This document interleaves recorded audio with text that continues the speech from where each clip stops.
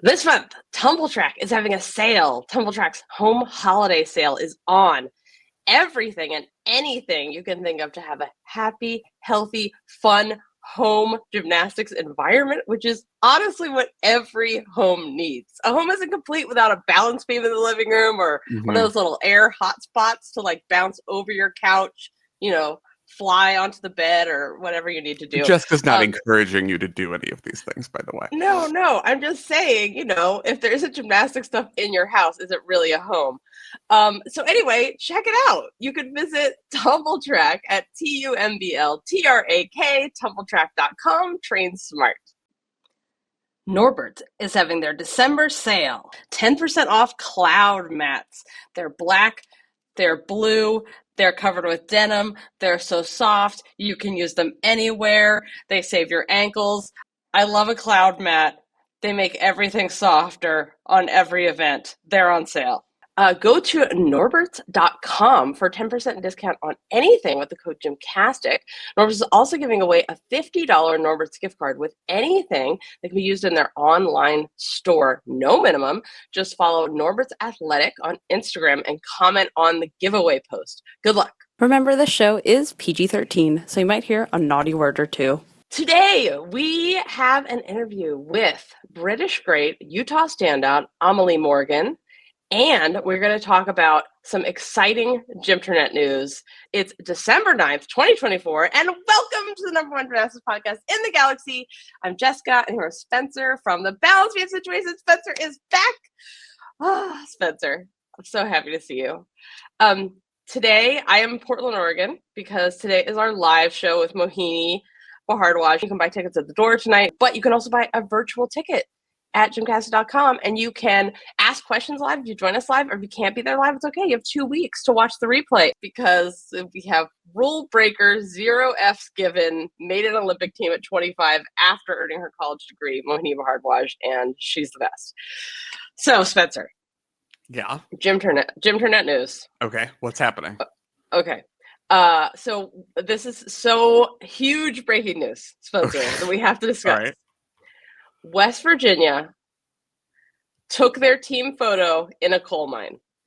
Breaking news. Breaking news. Huge breaking news.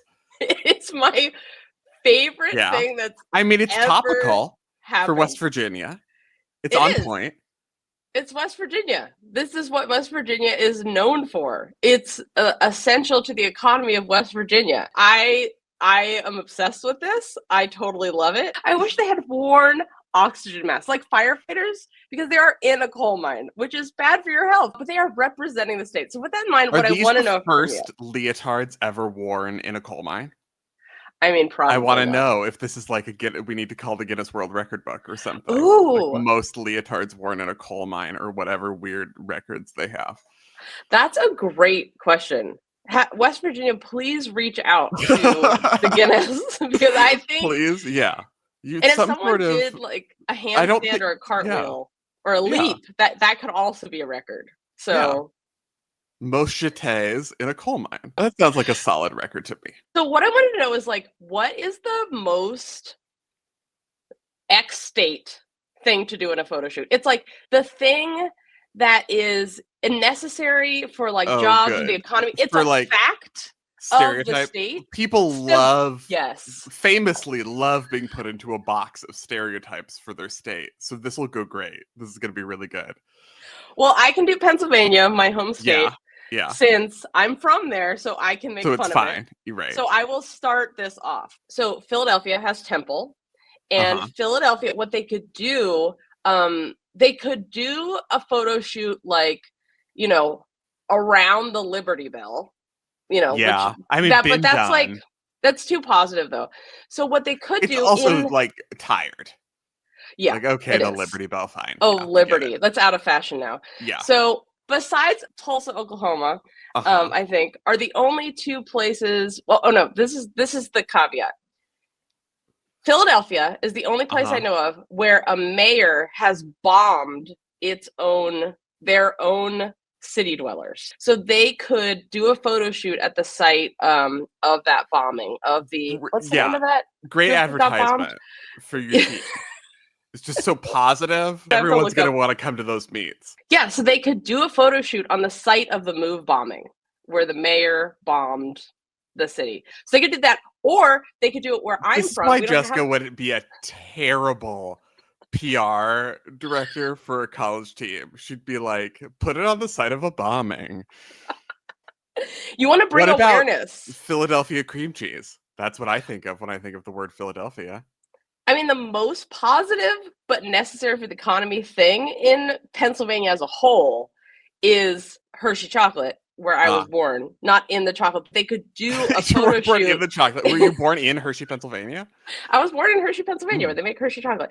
So they could do it at the chocolate factory in a vat of chocolate. That might excellent. be too popular around the vat of chocolate. Yeah. I think that would be better. That's maybe a little too messy, but near it, toward it. And also, and also not totally popular because the chocolate cocoa bean farming has its own. Because Hershey chocolate's kind of bad. Yeah. So what about what ideas do you have? I mean, my other idea, of course, while you think of some, was Utah could do a photo shoot on top of the Mormon temple. Just stand on the tops of the Mormon temple. That's what Utah's known for. Yeah. I mean, they've done some. I feel like Utah's also known for national parks in a positive department. They've done some photo shoots, like kind of the rocks, the red rocks kind of stuff. Yeah. They typically do that. But I feel like go whole hog to a national park. Because there's also, That's not funny, though, Spencer. That's not so funny. Try to keep up. Oh, I'm sorry. I used it up. I used up my funny. Okay. So my other ideas, George Washington, they're in D.C., very close to the Capitol, or the White House, one of those. They should do it on the steps of the Capitol. That's not funny. It's not funny. I mean, they could pretend like they could pretend they're storming the Supreme Capitol. Court. Get those robes on. Get those gavels on. That's even better. Do it at the Supreme Court. I mean, seriously. Be like, look, you could do it in front of the Pentagon. Let's and replace dress like the spies. Supreme Court justices with George Washington gymnasts. I'm on board.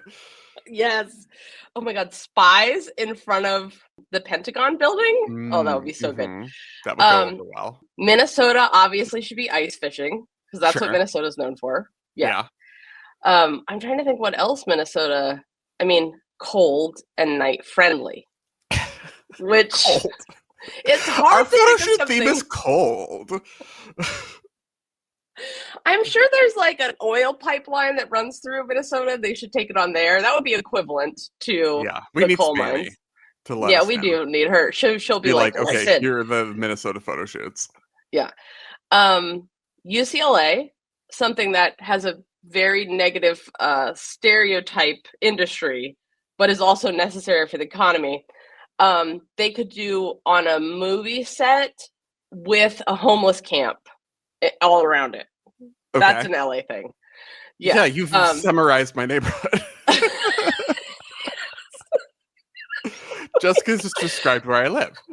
Yeah, not taking care of its citizens and also like. Except you couldn't have a homeless camp right next to a movie set because there is security. No, it would have to be like maybe using the homeless encampment as a movie set. Like without like exploiting the people that need services.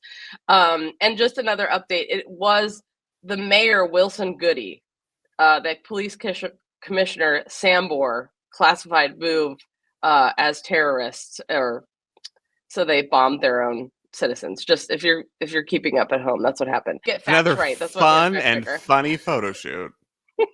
From Jessica.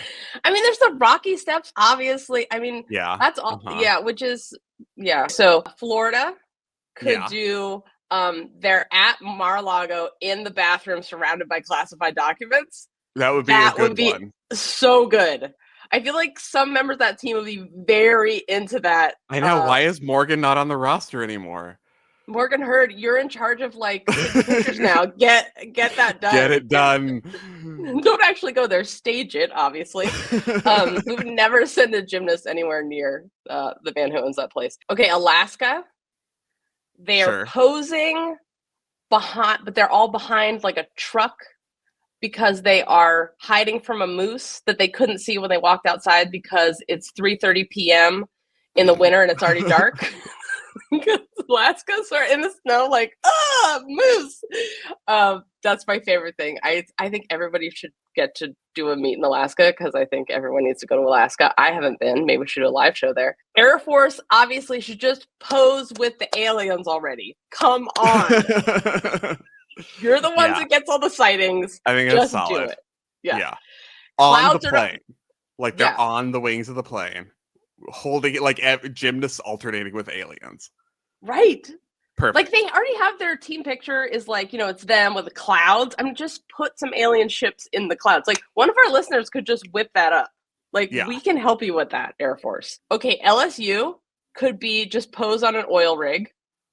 Have they never done that before? No, I don't think so. Sounds like something that would happen. Yeah. No, it's just always like Mardi Gras beads, and it's like you're not even in New Orleans. Or they could just do in true like just a bucket of NIL money, NIL dollars, and they're just like throwing the NIL money around. I love they should that. do that thing with like that thing from The Simpsons with Mr. Burns and Smithers having a money fight where they're just throwing dollar bills at each other. They should just have a money fight as their. Oh my god, I would love that. Stanford just pose in front of like Apple or Google or OpenAI, but just like while you're signing your like $200,000 contract right out of graduating to work there. Just feel like they gymnastics. Need pure AI photo shoot. Like what would AI do to try to generate an image of the Stanford gymnasts and be like, this is creepy? Because I feel like Stanford would get on board with like, what if we did a photo shoot that was just really creepy and that was our advertisement for our season? Whereas most schools would be like, it has to be fun, it has to be pretty. Stanford would be like, what if it's just weird? God, Oklahoma and Alabama, I was trying to think of things. Like, Oklahoma could do, like, fracking and just stealing land. Like, the people that are actually boomers. Well, they are called the Sooners. Sooners and boomers. Which, if you don't know, is not a flattering thing. Oregon State. Cutting down old growth forest for, like... Sure. I mean, they do like that chainsaw. They love them. Their celebration, the team's celebration chainsaw. So let's like put it to use with your photo shoot. Right. I feel like I'm sure they've done that before. But they've also, they've also done get to know your beaver as their like get to know the athletes on the team. So, Oregon State will have some fun. Cervical cancer awareness meet. That is how they could roll into get to know your beaver. Put those together. I love this. Get your HPV status, know which strain of it is, then you know. You guys, this is the important work we do here at GymCastic. This is a really productive conversation, and I loved it. So we do a couple of news things. Rebeca Andrade has been named the Woman of the Year by GQ Brazil. Correct. GQ is a men's magazine, and she's named the Woman of the Year. Gentleman's Quarterly. A gentleman's, yes, that's what it is. It's for the gentlemen's. It just comes quarterly. For the confirmed bachelor. Right. Who's interested in men's style. Men's style. Which I didn't realize. Oh, GQ is like a gay men's magazine, which I didn't realize. But we were just talking about There's no such thing as a straight men's magazine. There were, but they died quickly. Have fun. Because they were so horrible. But like we're in Portland right now, and I've been to Portland many times before, but I haven't been in like 15, 20 years. And we were walking around last night and I was like, oh my God, Portland is so much male gayer than I ever know. I mean, I don't think I noticed because my eyes were only on. I wasn't a child, obviously. But yeah, but I was like only focused on I was like lesbians. When I was here, poor lesbians. They keep getting driven off their land. It's such a shame. Save it for the lesbians. Speaking of which, if you're a lesbian who's still here, if you've ever watched a women's soccer match from the Portland Thorns, the lesbians are going strong. Let us know at the live show tonight or online. We're still here, lesbians in Portland. Okay, we have an interview coming up. Spencer, tell us who we're talking to. Yeah, we're talking. And by we I mean Jessica is talking to Amelie Morgan, Olympic medalist with the team in Tokyo, European medalist on bars, Youth Olympic Games medalist, She's now a senior at Utah, where she's hit 86 of 87 career routines, and I would like to see the all around. I'm just saying. I would like to see it. Do floor. To the floor. But also, beautiful beam creativity, options, so many options for that routine, so many interesting skills, unique things that we get to see from her on beam, which is such a delight always in college. Yeah, when I you love her can see beam. cookie cutter routines, but then you see Amelie Morgan come up and you're like, this is different. This front layout gainer full beam dismount and things like that. I love to see it. So we are very pleased that Amelie Morgan came to the US to complete college gymnastics. It has made all of our gymnastics lives richer, and Jessica talked to her. Okay, so first I just want to ask you about like the decision to come to the US, because I know like you went to the academy and there's lots of gymnasts from England now that have gone, but like did you have anybody that you like idolized that you were like, they did college gymnastics and I want to be just like them? Anything like that? I honestly, when I was younger, I mean, like you said, not many people come from the UK to college gymnastics. So I really didn't know that much about it. When I was younger, I kind of just saw those viral videos of like floor routines and things like that. And I'd just see little snippets and they'd slowly increase. And then people from the academy started going, and I kind of, paid more attention to that because they were from the UK. And it was just something that looked so fun to me. And I loved gymnastics, I always have. And that just seemed like such a great way to kind of continue my education and gymnastics at the same time. So once I started seeing people do that, I was like, that's what I want to do. Throughout my whole life, I think I've had a pretty balanced kind of like life, and my parents have really encouraged that, to put, effort into your education as well as your gymnastics. So for me, that was, the turning point of I want to do that, and like I'm going to make it happen. So I made that move to go to the academy when I was 13. And a big part of it was to hopefully come to the US on a scholarship and get to do gymnastics out here. And it worked out pretty well for me. Yes, I'm so stoked. I mean, I'm always so glad. Like I did a study abroad twice, England and Mexico. I know England doesn't count as a study abroad, but you understand now that you've done it, like even though it's the same language, like the culture, totally different, right? People are like, oh, England, that's easy. And I was like, it's so different, you guys. But honestly, and I lived in Germany, and I just feel like it's so, like, I'm always so glad that we have so many more international athletes in NCAA doing gymnastics now, because it makes the US a better place. The more international athletes we have, like it's a better education, because it's so hard and expensive for Americans to travel. And it's so rare for us to have the opportunities that you guys have, because everything's so close.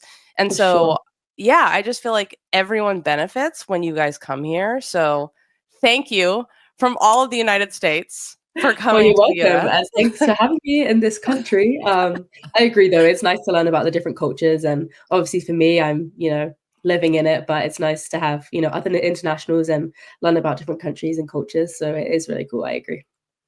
What is the biggest like culture shock for you when you first arrived? What was something? Honestly, I think, like you said, people think it's so easy going to another country that speaks the same language. But when I first came, nobody could understand me on the team.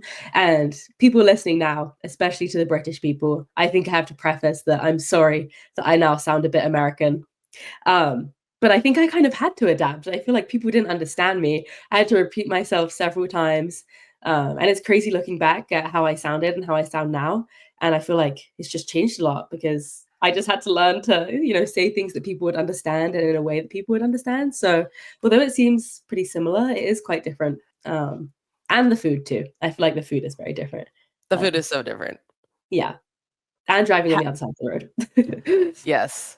I remember when I first went to England and someone was just like, all right. And I was like, I'm fine. Like, yeah. Nothing's wrong. Like, what? And it was so, finally I realized what that meant, but I was just like, did I do something wrong? Do I look like so? Yeah. Yeah. Like, am I okay? Yeah. Yeah. It's been nice having Poppy here. She's like reminding me of the things that British people say. I'm like, oh, I forgot I even said that. But yeah. How was school, just like academically? Like I remember going to college in England, which was high school for me. And I was like, oh, the US is screwed. This is so much harder. Like we're never going to make it as a country. It's way harder. What was it like for you? I think it's just such a different system. I think it's hard to compare. I'm sure there's, difficult things in both education systems.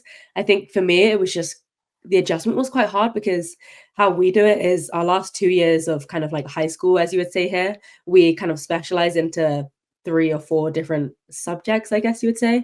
So, I picked biology, psychology, and physical education. So for those 2 last years, those were the only things I studied. So when I came in and I had to do a writing class and a math class and things like that, it was quite hard because I hadn't done it in a while. So I think it's just a different system. And again, with university like you or college, you go in and you know straight away what you're doing in England. You just go straight in, you're declared in a major, and that's how you start. Whereas here, you kind of start with some general education classes and then get to choose your major, which I actually think I prefer because I don't think a lot of people know what they want to do going into college. So I personally really liked that and having more time to decide. So yeah, pros and cons, I think. How did you adjust to the altitude? Was it a problem at all for you or nothing? We always kind of talk about this as a joke that, like, when people come here, we have the advantage because like doing a floor routine must feel so hard. But really, I don't think it makes too much of a difference. I feel like the first maybe couple weeks running around the floor for 10 minutes, I was a bit more out of breath. But apart from that, I don't think you notice it too much, especially when our routines are, a minute and a half long at max. So with adrenaline, I feel like it makes up for the altitude difference. It's also like you're a superhuman being because you're an elite athlete. So it's not going to be like normal people get off the plane and they're like, oh my God, how do people live here? So that makes sense. Yeah. This holiday season, I want to give the gift to my loved ones that makes them feel special and unique, just like the relationship we share. That's why I'm giving everyone I care about Storyworth. If you guys listen to Behind the Scenes, you know the crazy stories we found out about the Italian relatives and what they were doing in the basement, running from the police. And this is the kind of story you get with Storyworth. Here's how it works. Each week, Storyworth emails your loved ones a thought-provoking question that you help pick. Things like, what's the bravest thing you ever did? What's the farthest you've ever traveled? How'd you used to get to school every day? Which is how I found out, like, my mom, they had 2 horses and a carriage, literally. I know this, wow. She wasn't born in the 1800s either, but these are the stories I got. Storyworth makes the writing process a breeze. All your loved one needs to do is respond to an email with a story. Long or short, it doesn't matter. You'll be emailed a copy of your loved one's responses that they've submitted over the course of the year. After the year of fun, Storyworth compiles your loved one's stories and photos into a beautiful keepsake hardcover book that you'll be able to share and revisit for generations to come. I got this for my mom, and we are getting multiple copies of her book because she's kind of considering this. Of course, obviously. Like, she's like really taking this as like, I'm writing a memoir sort of that will be passed on to the granddaughters, the grandnieces. Obviously, I'll be reading it to Obi-Wan so he knows the full history of his Gammy, as she likes to be called by our cat. Families love Storyworth. This is why it has more than 35,000 5-star reviews on Trustpilot, with millions of stories preserved since they were founded over 10 years ago. With Storyworth, you're giving those you love most a thoughtful and personal gift from the heart and preserving their memories and stories for years to come. Go to storyworth.com/GymCastic and save $10 on your first purchase. That's storyworth.com/GymCastic to save $10 on your first purchase. Is there a place that you've competed in college that is like a harder arena or crowd to compete against? Like, I know people talk about how close the wall is in Utah, like when they go, that's altitude, and then like you're vaulting into a wall, and like no one's gonna hit the wall when they vault. Like, okay, Simone would hit the wall, but no one else. But it's just, even if it's like mentally. That's a hard one. I didn't even know people found that annoying, but I think just because we're used to it, I wouldn't even think about it. And hopefully no one would be going into the wall, as you said. There's nothing that strikes me as kind of pops out as somewhere I don't like. For me, I think of it as a mentality, like there's definitely going to be places that you feel more comfortable and not as comfortable in, but I think it's just how you think of it. And, every single piece of equipment is completely different. Even in your own gym, there's beams you prefer and beams you don't prefer. So I feel like walking into a meet is kind of like, okay, a new one, new arena, new equipment, like let's go, like don't even think about it. I feel like the more you kind of dwell on the things that could be wrong, the more it just puts you off. And I know from past experiences that definitely doesn't work well. So there's definitely none that I can kind of think about as being particularly bad. But I definitely am biased towards the Huntsman. So yeah. Is there, you mentioned like from past experience that being bad, was there a time you competed and totally psyched yourself out or thought about the equipment too much? I know in the past there's been one school, I don't know if I should name them, but some of our team didn't really like their floor. And, you know, new team came in, so new freshman, I think a transfer.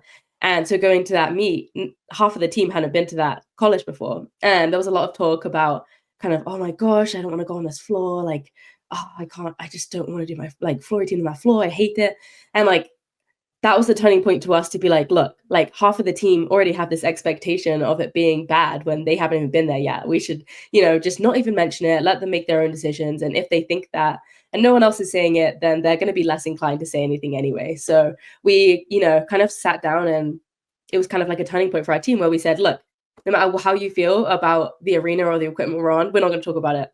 Okay. Only positive things. And I think that worked really well. So since I've been here, I feel like we've been really good at kind of not complaining about the equipment. And if something doesn't feel the best, kind of just adapting to that. And we always talk about control our controllables. We're not going to be able to just put in a new floor or a new beam. So, change what you can, but you can't change the things around you that are just going to be there. So personally, I feel like we do a really good job of that now, of not even talking about things if we don't like it. But yeah. Yeah. So I know that like one of the saddest parts about NIL is that international athletes aren't able to benefit from it because you're on a student visa. I don't know if you saw, but I got a green card this summer. So now I'm allowed to do NIL. Yay! Oh, that's awesome. Yes. Oh, that's amazing. How was the process going through to do that? So I'm not gonna lie, it was a process. It was quite a long process, as you can imagine. I had a super good attorney that helped me with it, and it was a lot of paperwork. It took over a year to kind of get everything together. And I was super lucky when I filed for it. It only took a few months to come back and be accepted, which was amazing for me because I really wanted to kind of use my last year to do some NIL.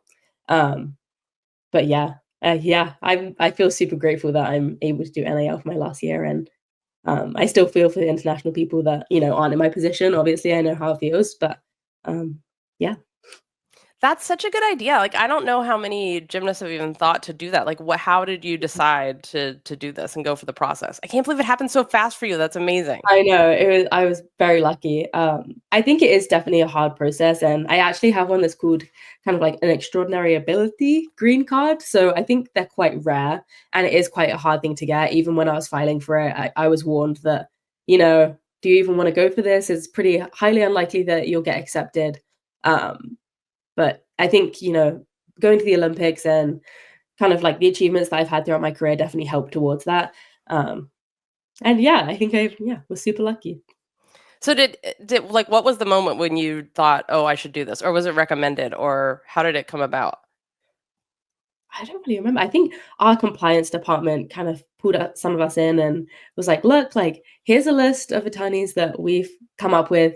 If you want to reach out to them, you can reach out to them. Like, I think they might be good people to help you. And this was like, I think my sophomore year, and it took a long, long time to even, get someone that was like willing to help and willing to go forwards with it. It was definitely a big project. So yeah, that's kind of how it started. That's amazing. I mean, that's one of the great things about you have so many resources when you're on one of these teams, which is, I mean, even though I feel like British Gymnastics has a lot of resources for the athletes, like still, I feel like the big colleges are even better. Yes. Yeah, with their resources. That's so cool. I'm so stoked for you. And honestly, if you win like a historic team medal for the first in like 98 years or whatever it was in Tokyo, like duh, extraordinary abilities. I think that's just like a no-brainer. No wonder you got it so fast. Yeah. More gymnasts need to get these. So I'm very excited about this. Me too. Speaking of British Gymnastics and your historic medal, so I know we were talking about, the British team leading into Paris, and we were like, oh yeah, obviously Amelie's on the team. Like she's, third at like the first meet, and then like championships, you're a fourth or third. Anyway, you were like in the all around. I was like, yeah, obviously. And then you decided not to do it. And I think your Instagram post led a lot of people to read into that this was something to do with British gymnastics culture. And British gymnastics, of course, everyone knows, has been through their own reckoning with the White Review, just like USA Gymnastics has. Was there something about the elite culture, or do you want to clarify what people read into that, like specifically why you decided not to do it? And I don't want to, go into it too much because, I just don't want to go into it too much. But I think the main thing for me was coming to collegiate gymnastics. It's such a different environment to the elite world, which I think a lot of people, recognize and acknowledge, and it can't really be the same because it's like a completely different sport. And I think coming here and having, 15 girls at the same level working towards the same goal is such a different environment to elite, where you're all pinned against each other and you're individuals, and, the team environment just doesn't feel the same as it is over here. And going back, I think I really felt that. And there was several factors that kind of contributed to it, my body being one. And, I wanted to enjoy my senior year, being healthy and make my last year of gymnastics count without being, too sore. And I think I just didn't enjoy it as much as I had hoped to. And I have no regrets going back and trying. I feel proud that I managed to get back and do those routines. And I'm proud that I went back and did those meets. But at the same time, I didn't have that sense that I absolutely loved it like I did these meets. I couldn't wait to get back to be with my team and compete here. And I think that those were big reasons why it just wasn't for me. I already felt pretty satisfied, going to the Olympics once and winning a medal. I think going back and doing those meets made me realize that I'm actually okay. I don't need to do this again. I don't really love it this time around. So I think I'm just going to stick with what I love. I still love gymnastics, the same, doing both. But I think I'm just in a different stage of my life. And for this part, it's, nice to be in this culture. But. I wanted to ask you about some of the British changes that they've had, like that you're not allowed to homeschool anymore and some of the other changes. If you were voting on those changes, would you have voted for, or like what's something you think is a positive thing that they've changed, or something you're like, I don't think it really affected my gymnastics journey? To be honest, I don't know all of the things they've changed. I think I'm a bit out of touch with all of the changes. I've heard about the homeschooling.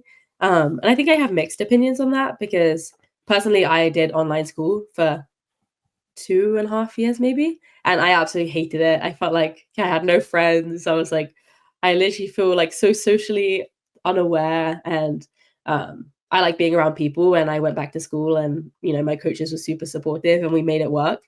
But I think coming over here, I've seen how different the online systems are here. So homeschooling is a very different thing in England, and I received no help with my schooling. We had to go and get like tutors outside of my online school, and it was kind of a nightmare. I didn't do very well in school in those 2 years. So personally, I feel like it's a good idea because educationally, I was really struggling, and I don't think it helped me very much. But gymnastically, it really gave me that flexibility to travel and still continue to do my schoolwork. I think a lot of schools kind of can't really comprehend missing that much school to do gymnastics because it's just a sport. So I think it is hard. I have mixed opinions. I like that I was able to do what I did and travel so much. But also it's kind of takes a toll on your education. So I don't know. Maybe it is a good thing, maybe not, but yeah. I wanted to ask you about kind of like what the perception is. Because I know what my perception is, that people's feelings about how old you have to be successful in elite gymnastics have changed. But like I grew up watching like Horkina compete into her late 20s, Shannon Miller, Dominique Dawes all compete into their mid 20s.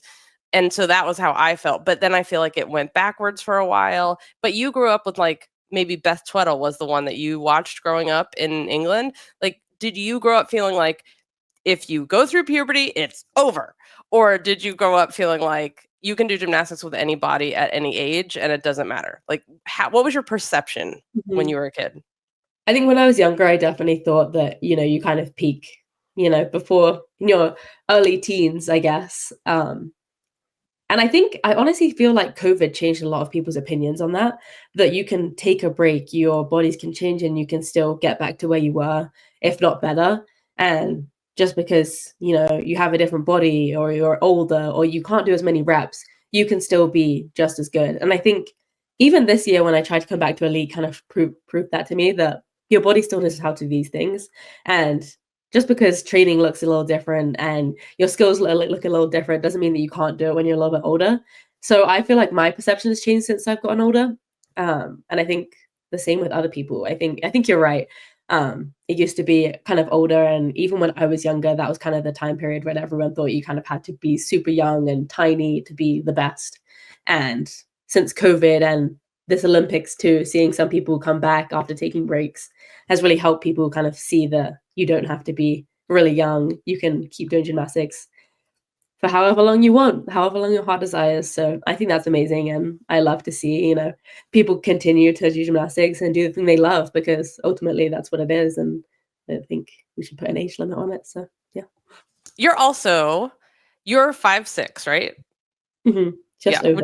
Yeah. Just over 5'6". Oh, just like me. And first thing in the morning, I'm like a quarter inch taller, and it's my favorite to write down that that's my height. Yeah. You know, just like age, there's a perception you have to be very, you know, very short to do gymnastics. But then again, we had like Horkina and we had Kyla Ross, who are all like, you know, over like 5'5" and over. Did you? Was it ever a hindrance, or did you not reach this height until later? Like, what do you know? What age you were approximately when you got to this height? I don't know what age I was when I was this height, but I was always taller than most of my teammates. I remember even like, I don't even remember doing giants with my feet together. From when I first started doing giants, I feel like my legs, I like shadowed my giants. So I think it was just kind of something that I've always like had, or I've always been taller than everyone else. But it was never really something that bothered me. I think, you know, although it may be in some ways I was like, oh, I wish I was a little smaller on this day. On other days, I was like, oh, I love this because, you know, my leaps look good, or like I don't have to throw the bar very much on my shabosh or whatever. Like, so I think it's just, again, perspective. I think there's good things and bad things. Even now, sometimes I wish I was a little smaller, but sometimes I appreciate it. So again, not something I can change. So I mean, I think it's fine. And I think that, like you say, there's been so many people that have proven that you don't need to be that small, even, you know, Nastia Lucan. So yeah. Yeah. And like, that's the thing. Who was it? Sari Morrison at LSU. She was 6 foot and competed, and her best event was bars. Like, it totally can be done. Like, but it's funny because I never, you're just talking about how you always straddle your giants. Like, I was wondering, I can't think back if they always raised the high bar for her, or if she just straddled. Yeah, it's good because you don't have the high bar raised. You just have it at the for your height. Yeah, it's awesome. Then it's so much faster. I also don't do giants anymore, so maybe that's a smart. Yeah. Skip giants. Yes. So now that you've had like a full through adulthood career of gymnastics, is there something that you wish you had implemented, or you wish you would have understood better about how to train, recovery, nutrition, fueling, any of that stuff that you could have applied earlier? Like you talked about thinking you didn't, you're always taught you can't take a break. Is there any of that stuff that now experiencing gymnastics as an adult that you wish you had changed when you were younger? Yeah, I think obviously now I'm older, you know, as you get older, you learn to communicate more and have, you know, that relationship where you can tell your coaches how you're feeling. And, you know, it's just different. It's a different relationship and you communicate better. But I wish growing up that I knew it was okay to kind of take a break every now and then. You know, like I'd come in not feeling great and I feel like I'd have a terrible practice. And looking back, it's like, that's not helping anyone. That's really unproductive. And even now, if I don't feel good and I know I'm not going to be productive, that's not helping my training. That's not helping my, you know, consistency. So if I don't feel good, you know, tone it down and do the things I know I can do well. And I think that would be good to implement, because I remember like doing silly things, wiping out, hurting myself because I was just like tired or didn't feel good that day. And I wish I knew that I could just, you know, take a day to kind of regroup myself and be productive. If that makes sense. Yeah, that totally makes sense. I think now we know that it is okay to take a break. So yeah. Yeah. Of all the meets you've been to all over the world, what was the best after party and why? Like banquet. or after party? That's a great question. I'd probably say Cottbus in Germany was probably my favorite. I feel like a lot of people say that. But it was fun. They had a dance floor, they had like a big dinner, and I feel like I really got to like mix with the other countries. And I think at World Cups it's easier because, you know, there's only a couple from each country. But that was a really fun one. I remember all the coaches were like, "Oh, see you guys, like we're going to sleep, like it's too late for us." And the gymnasts all stayed and danced together. So it was really fun. And yeah, I remember that one. So Cottbus is a legendary, yeah. after party. That seems really fun. Cool. Is there anything else that you want people to know about you or Utah or your career? I think it's just important to know that even last year to now, I feel like my perspective has changed so much. And like you said, you're never satisfied in gymnastics. It's one of those sports. Most of us, like I said, most of us are perfectionists. Most of us are just always striving for more. And I think even I am still like that. But I think after, you know, trying to go back to elite and coming back and appreciating what I have, I feel like I finally come to terms with being okay with that it's just a sport and you're so much more than that. And our team and coaches have, you know, emphasized this so much that it's not really your gymnastics that people remember, is who you are. And I think that's helped me a lot, kind of thinking about these next steps and moving on from gymnastics eventually, that, you know, I am more than just a gymnast and I am a person too. And I hope people, you know, remember that as well. And I'm not just remembered for my gymnastics. And yeah, I think that's just really helped me kind of, you know, try to be the best version of myself and know that I'm not just worth what my gymnastics is. So that is an excellent message to end with. Thank you so much. Thank you so much to Amelie Morgan for making the time to chat with us. Thank you for being here. We will see you at the live show tonight with Mohini Bhardwaj. Get your virtual tickets or your in-person tickets ASAP at gymcastic.com. And, you know, we are a very, very, very small business, you guys. Very small, as in there's 3.5 of us. No one can answer your emails during the show. So please, if you have any trouble with your tickets or have any questions, email customer service at gymcastic.com now, as soon as possible. And remember, if you can't make it in person, you can get a virtual ticket, ask questions live, or you can watch a replay for 2 weeks after. And it's so fun. It's such a great way to meet your fellow gym nerds and like meet your community. So we hope to see you there. I'm so excited for tonight. I can't wait. I love Portland. I'm so excited to be here. I am just like having the best time. We've been like 12 hours. I'm so happy. All right. Stay tuned for a teaser of behind the scenes this week where Spencer shared some major breaking news. If you want to see what goes on behind the scenes, stay tuned. Until then, remember to take off on gay, split on rights. Thank you for listening. And we'll see you tonight at the live show and Friday for Behind the Scenes, New Pacific. Want to know what goes on our extra podcast every week that some call GymCastic After Dark? Here's a little taste for you.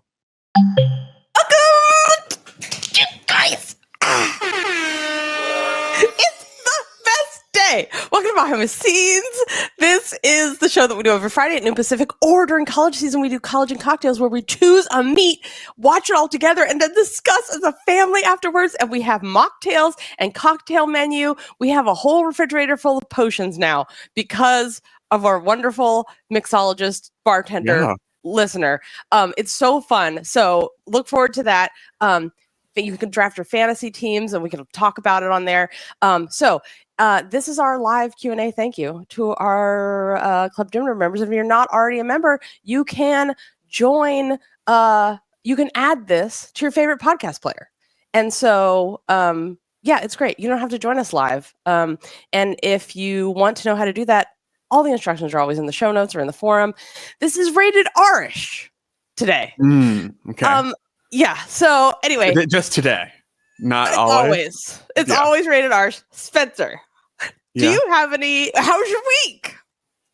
I mean, my week was actually physically terrible, but positive because I'm officially, as of yesterday, done with chemotherapy. It's very. You did it. I did it.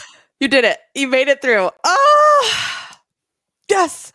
I know you're more excited than me, but I'm so happy. I am excited. I just feel terrible. But yeah, the side effects didn't get the memo that we're done. They were like, we do more, yes? We have more gross, right? And I'm like, no, we don't. You're done. You just haven't gotten the word hasn't come down from management yet that you're supposed to be done. But yeah. Management is so rude about that. It's now it's a process of feeling back to normal rather than having to look forward to another dip. So it's a lot easier, I think, mentally when you're done to then get back to, okay, I'm going to start feeling okay. Maybe in like a couple months. We'll see. I bought myself a treat though. What'd you get? Oh, I'm going to, did like fancy beachside hotel for that first weekend Pacific Coast chat college meet. So I'm going to go to that and kind of do it up fancy. Yes! Oh, I love that for you. I'm so glad you're treating yourself. For myself. Yes. It's my gymnastics post-chemo treat for the first week of January, which like that meet is kind of mysterious and there aren't tickets available yet and it's not on the like arena's website or anything. But anyway, I'm going to the beach regardless, and then maybe there'll be a meet. Maybe there'll be a college meet or not. We're not sure. Yeah, I love this arena. This is the new arena where I went to watch the the first show and the rehearsals, and it's a really cool arena. I think you'll like it. Like, it's a really good size to watch gymnastics. It's perfect for that. Yeah. It's all clean and nice and new. It has like a view of the ocean, which, I don't know. I've never been to an arena that had a view of the ocean before. It's kind of inland. Is this the same arena? Yeah, the new one, the sea, something with a sea, ocean in the name. Front Wave. Front Wave. Yeah, something. Yeah, Front Wave. It's that one. Yeah, it's inland. But you know how, like, San Diego has all the bays kind of that go in. So I don't know. You can see water. I don't know if it's the ocean. Okay, you guys. The congrats are pouring in. Yeah. Yes, people are very, very excited. So is Jessica. They said her caps lock. Michael Phelps, who has, I think, done nothing wrong. As far as we know. But in the last episode, you mentioned wanting a comparison of the percentage of the Olympic medals Biles won versus Phelps. Voila. Okay, percentages. Overall medals out of available medals, Biles 61% versus Phelps 42%. Gold medals out of available gold medals, Biles 34% versus Phelps 39%. So Simone nailed it in the medals department in terms of percentages. Jessica's complaint about swimming is that they have too many medals and too many opportunities to win medals. Yeah, and there you go. Proof. That's how you pronounce it when you're at it. Yeah. Proof.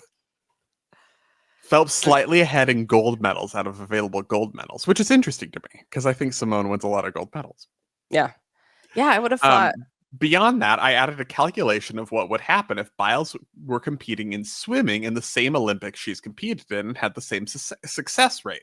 Would she surpass Phelps in his records? Note that Phelps competed in 4 Olympics, Biles in 3. Even so, if Biles competed in swimming, she would have surpassed Phelps in 3 out of his 4 records. For the 4th record, she doesn't take that. That's Olympic gold medals record. If she went to a 4th Olympics and had the same success rate, she would surpass that one too. So basically, if gymnastics were swimming, Simone would have all of the records. There you go. Is the conclusion. Yeah. Simone, more dominant than Phelps. There you go. It's just, it's an indictment of swimming, really. Phelps is very good at the swimming. But I'm just saying, there you go. Proof. Thank you guys so much. I love it when people do science to prove that I'm right. It's my favorite thing that goes on. The joys. If you liked what you heard, get more by joining Club Gymnert.